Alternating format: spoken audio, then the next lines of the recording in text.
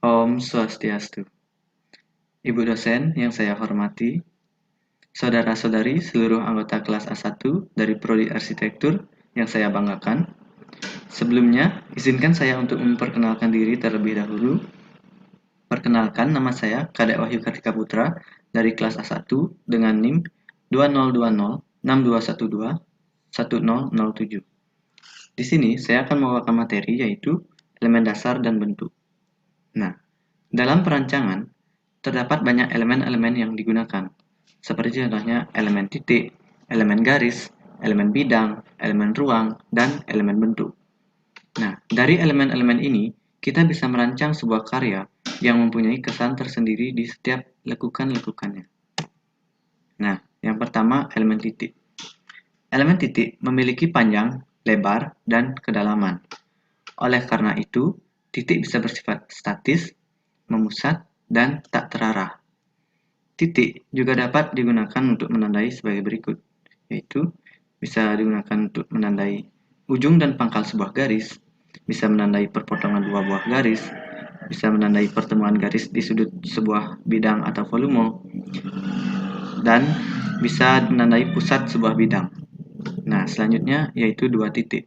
Dua titik menggambarkan sebuah garis yang menghubungkan mereka. Garis juga dianggap sebagai suatu segmen jalur lebih panjang yang tak terhingga. Nah, di sini terdapat garis. Garis adalah perpanjangan dari titik. Garis memiliki panjang, tapi tanpa lebar maupun kedalaman. Garis juga memiliki arah dan posisi. Nah, selanjutnya yaitu kegunaan garis. Kegunaan garis yaitu digunakan sebagai berikut. Untuk menggabungkan, menghubungkan, menopang, mengelilingi, atau memotong elemen-elemen visual lainnya. Yang kedua, menjelaskan batas-batas serta memberikan bentuk kepada bidang. Dan yang ketiga, menegaskan permukaan bidang. Nah, adapun juga fungsi dari elemen-elemen linear. Yang pertama yaitu mengekspresikan pergerakan yang melintasi ruang. Yang kedua yaitu memberi topangan terhadap sebuah bidang atas. Yang ketiga yaitu membentuk sebuah rangka struktural 3 dimensi untuk ruang arsitektur. Nah, selanjutnya ada elemen bidang. Bidang merupakan suatu garis yang diteruskan ke arah yang berbeda dari garis asalnya. Sebuah bidang memiliki panjang dan lebar, memiliki rupa, memiliki permukaan, memiliki orientasi, dan memiliki posisi. Nah, di dalam desain arsitektural terdapat 3 jenis bidang generik, yaitu yang pertama, bidang atas kepala, di mana bidang atas kepala adalah bidang atap yang membentang dan melindungi ruang-ruang interior sebuah bangunan dari elemen-elemen iklim atau bidang langit-langit yang membentuk permukaan penutup pada ruang di atasnya. Yang kedua, yaitu bidang dinding. Bidang dinding disebut bidang dinding karena orientasinya yang vertikal, sifatnya aktif dalam lingkup pandang normal, serta memegang peranan penting dalam pembentukan dan penutupan sebuah bidang arsitektural. Nah, dan yang terakhir ada bidang dasar.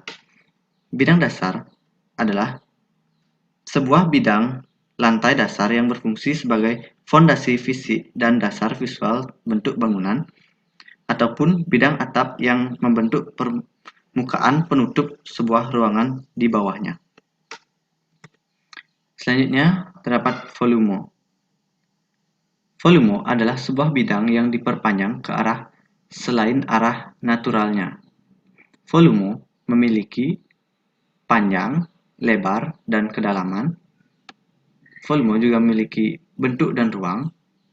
Volume memiliki permukaan. Volume memiliki orientasi dan memiliki posisi. Nah, berikut terdapat elemen-elemen volumetris. Bentuk-bentuk bangunan yang menjadi objek di dalam tapak dapat dianggap sebagai volume-volume yang menghuni di dalam ruang. Bentuk-bentuk bangunan yang berfungsi sebagai penampung dapat dilihat sebagai sekumpulan massa yang mendefinisikan volume ruang. Nah, yang berikutnya yaitu materi yang selanjutnya adalah bentuk. Bentuk adalah penampilan luar yang dapat dilihat. Bentuk juga gambar struktur formal, tata susun, komposisi yang menghasilkan gambaran nyata, dan massa tiga dimensi, wujud penampilan, dan konfigurasi. Nah, di dalam arsitektur terdapat juga bentuk-bentuk dasar yang utama, seperti contohnya lingkaran, bujur sangkar, dan segitiga. Nah, selanjutnya, sifat visual bentuk dasar sebagai berikut, yaitu memiliki ukuran, warna, dan tekstur. Di mana ukuran merupakan dimensi fisik panjang, lebar, dan kedalaman sebuah bentuk. Warna adalah suatu fenomena persepsi, cahaya, dan visual yang bisa digambarkan dalam hal persepsi individu terhadap nilai rona, saturasi, dan nuansa.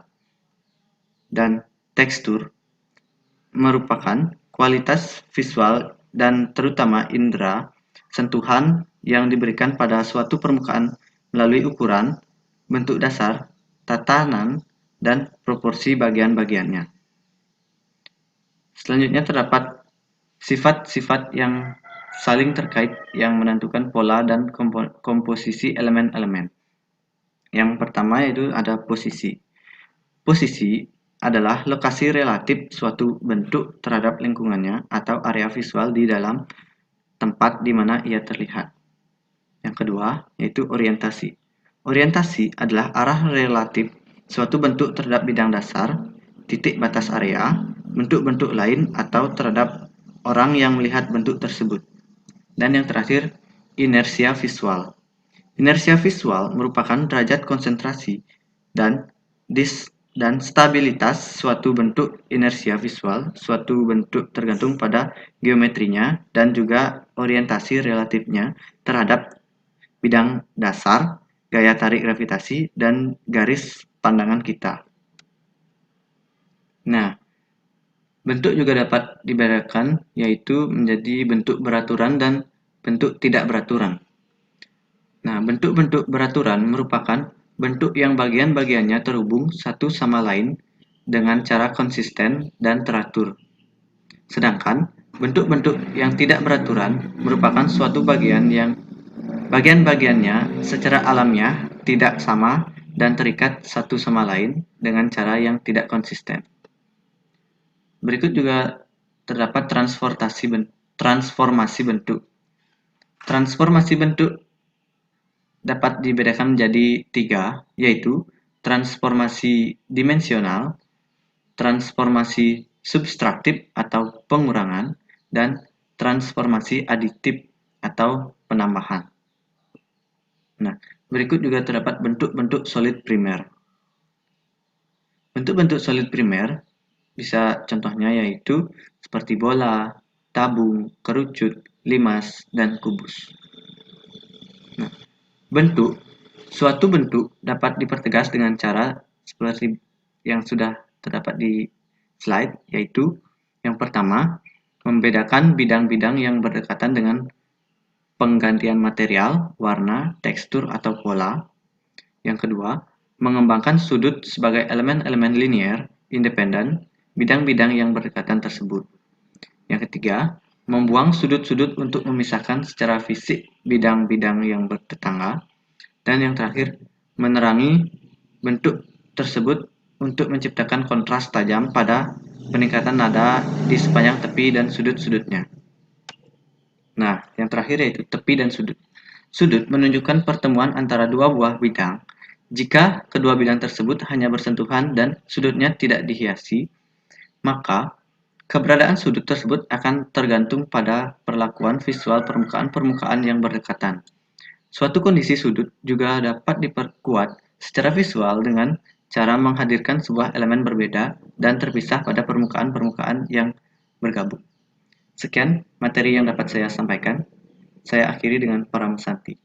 Om Santi Santi Santi Om.